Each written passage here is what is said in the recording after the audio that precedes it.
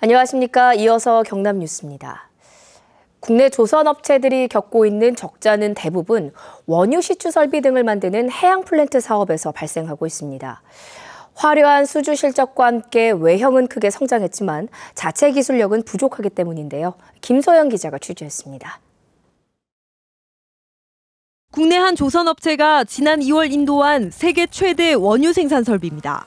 공기가 1년 이상 지연되면서 건조 비용은 최초 수주액의 2배까지 치솟았습니다. 해양 플랜트 특성상 원래 진행하다가 설계가 부분적으로 변경되는 건 굉장히 흔한 일이고요.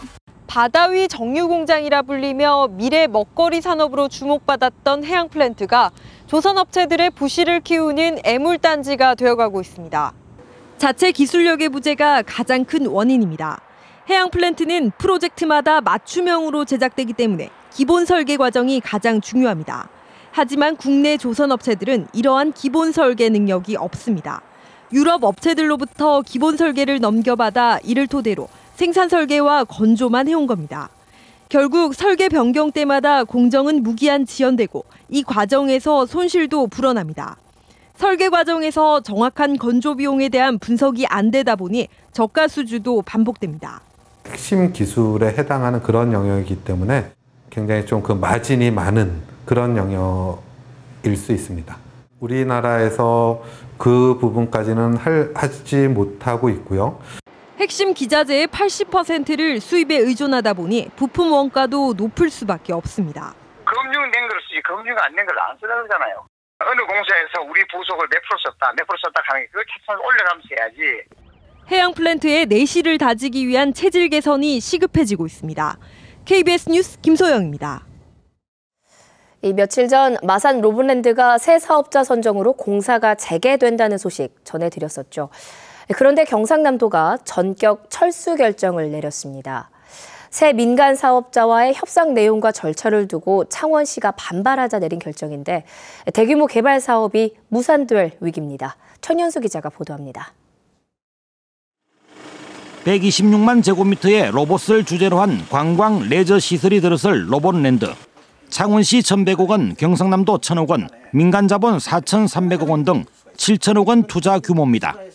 지난해 10월 민간 사업자의 부도로 공정률 12%에서 중단됐습니다. 경상남도는 최근 대우건설을 새 사업자로 협상을 벌여 공사 재개를 앞두고 있었습니다. 하지만 경상남도가 전격 철수를 발표했습니다. 더 이상 사업에 참여하지 않기로 결정하였으며 향후 로봇랜드 재단과 창원시에 일임하여 사업을 진행시킬 예정입니다. 계약 체결 직전 파국을 맞은 것은 경상남도가 대우건설과 일방적으로 협상을 진행했고 내용도 불공정했다며 창원시가 반발했기 때문입니다. 경남도나 창원시 재정에 두고두고 큰 부담이 될 수 있기 때문에 그 외의 업체를 더 찾아보든지 그 업체와 더 노력을 해보든지 해서 경상남도는 민간 사업자에게 유리한 조항을 배제해 불공정하지 않았고 창원시가 협상 내용을 제대로 이해하지 못한 것이라고 밝혔습니다. 경상남도는 그동안 투자한 도로 건설비 등 254억 원은 창원시에 무상 양려하기로 했습니다. 로봇랜드 건설을 위해 설립한 법인인 재단의 도 출연금 50억 원도 회수해 관계를 단절하기로 했습니다. 창원시가 7천억 원 규모 사업을 독자적으로 추진할 수 있을지 로봇랜드는 사업이 무산될 중대 기로에 섰습니다. KBS 뉴스 전현수입니다. 오늘부터 사흘 동안 경남 장애인 기능경기대회가 창원 폴리텍 7대학 등 4곳에서 열립니다. 이번 대회는 오늘 오후 개회식을 시작으로 전자기기, 컴퓨터 프로그래밍, 건축제도, 목공예, 양복, 양장 등 25개 직종에서 장애인 선수 137명이 참가해 사흘 동안 이어집니다. 경남 장애인 기능경기대회 입상자들은 오는 9월 열리는 전국대회에 출전합니다. 경남 기선권연망 어민들이 경남과 전남 해상조업 경계구역에 대한 대법원의 판결에 반발해 오늘 대규모 해상 집회를 예고했습니다. 지난달 대법원은 2011년 전남 해역의 조업구역 침범 혐의로 여수시에 단속된 경남 어민 7명에 대해 벌금을 선고한 원심을 확정했습니다. 경남 어민들은 이 판결로 기존 조업구역이 대폭 축소될 처지라며 대책위를 구성해 내일 남해군 미조항에서 출정식을 열고 헌법재판소에 권한쟁의 심판 청구 등을 요구할 계획입니다. 도자기의 원료인 고령토를 채취하려면 지자체의 허가를 받아야 하는데요. 고속도로 옆이나 마을 주변 등에서의 채취를 허가해주고 있어서 문제가 되고 있습니다. 생활 환경을 고려하지 않은 데다 복구 작업 확인도 소홀하다는 지적입니다. 송금한 기자입니다. 산 경사면이 깎여 하얀 흙이 드러났습니다. 지난해 12월 자치단체의 허가를 받고 고령토를 채취한 자리입니다. 현재는 복구 작업 중인데 군데군데 아무렇게나 심어둔 어린 나무들이 벌써 말라 죽어 있습니다. 사람들이 많이 오가는 동네 입구 쪽에 작업장이 생긴 마을도 있습니다. 터프 안 넣으면 문제가 나지요. 그렇고 이제 터프가 댕긴 차는 그래도 속도를 그리 내대 보면 약간 깨네. 위험해서 우리 같은 사람은 어중간해 갖고 댕기기가 위험합니다. 이런 고령토 채취 작업은 길게는 2년이나 걸려 주민 불편이 이만저만이 아닙니다. 고속도로에서 훤히 보이는 곳에도 채취장이 있습니다. 아름다운 경관을 훼손해 보는 이의 눈살을 찌푸리게 합니다.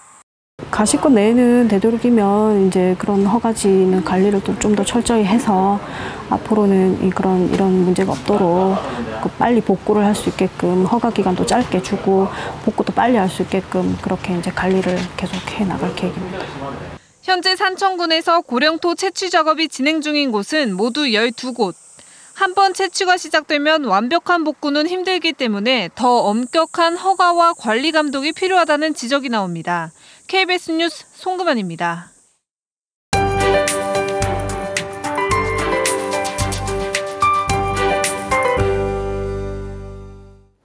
이번 주는 우산을 꼭 챙기셔야겠습니다. 현재 레이더 영상 보시면 일부 남해안 지역으로 비가 내리는 곳이 있는데요. 이렇게 남해안과 창원에는 동풍의 영향으로 비가 내리는 곳이 있겠고 내륙에는 소나기가 지나는 곳이 많겠습니다.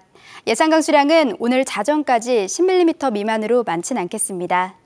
또 내일과 모레 장맛비가 이어집니다. 내일 새벽 남해안을 시작으로 아침에는 경남 모든 지역으로 확대되겠고 이 비는 금요일까지 계속되겠습니다. 비의 양은 최고 80mm로 예상됩니다. 오늘은 동해상에 위치한 고기압의 가장자리에 들겠습니다. 따라서 흐린 하늘 속에 창원을 비롯한 남해안 지역으로는 비가 내리겠고 그 밖에 내륙으로는 소나기가 지나는 곳이 많겠습니다. 먼저 현재 기온 살펴보면 창원이 22.3도로 어제 같은 시각보다 조금 높게 출발했습니다. 한낮 기온은 창원이 27도, 창녕이 30도까지 오르면서 낮 동안 후텁지근한 날씨가 예상됩니다. 또 현재 남해안 지역으로는 안개가 짙게 낀 곳이 많습니다. 특히 남해의 가시거리는 330m에 불과하니까요. 해안도로나 해상대교를 이용하시는 차량들은 각별히 주의하시기 바랍니다. 오늘 낮 기온은 대체로 28도 안팎에 머물면서 어제와 비슷하겠습니다. 바다의 물결은 남해 동부 먼바다에서 최고 2.5m로 높게 일겠습니다. 현재 태풍 할룰라는 일본 오키나와 동쪽 해상에서 서진하고 있습니다. 태풍의 진로에 따라 장마 전선도 유동적인데요. 내일과 모레는 경남 모든 지역으로 장맛비가 내리겠습니다. 기상정보였습니다. 경상도와 전라도를 잇는 섬진교가 건설된 지 80년 만에 오는 25일 영호남 화합 줄다리기가 열립니다. 산청군의회가 동의보감촌터를 수의계약으로 매각한 산청군에 대해 취소하라고 주문했습니다. 함안군은 오는 10월부터 가야읍 시가진의 대형 차량 통행을 전면 통제할 방침입니다. 제8회 남해섬 공연예술제가 오는 주말 개막해 연극과 콘서트 등이 한 달 동안 이어집니다. 진주 지역 기업체의 65%가 여름 휴가비를 지급하고 평균 휴가일은 4일에서 6일인 것으로 나타났습니다. 진주상공회의소가 종업원 20명 이상 기업체 97곳을 조사한 결과 65%가 휴가 상여금이나 정기 상여금으로 여름 휴가비를 지급하고 금액은 27.8%가 급여의 50% 이하로 나타났습니다. 여름 휴가일은 4일 쉬는 곳이 25.8%, 5일에서 6일 쉬는 곳이 18.6%입니다. 창원 상공회의소가 침체된 내수를 되살리기 위해서 국내 관광지에서 여름 휴가 보내기 등 내수 살리기 캠페인을 합니다. 이를 위해 회원사들에게 여름 휴가에 연 월차를 더한 집중 휴가제도 장려와 자매 결연 지역 방문, 지역 특산품 선물하기 등의 실천 방안들을 적극 안내하기로 했습니다. KBS 뉴스를 마칩니다. 고맙습니다.